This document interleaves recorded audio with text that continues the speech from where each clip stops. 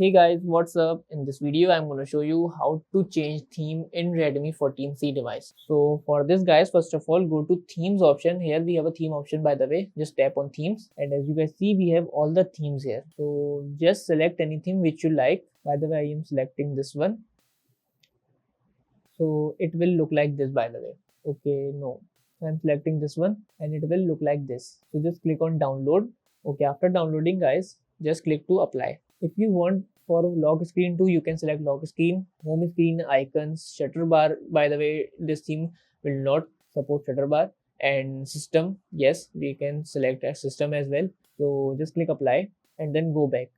So guys, as you see, the theme is now successfully applied on my device and the icons are now changed according to the theme. But as I told you that this theme doesn't support control center, so but we can also change the control center. So that's it about the video. If this video helped you guys, kindly like the video and follow us for more tips and tricks.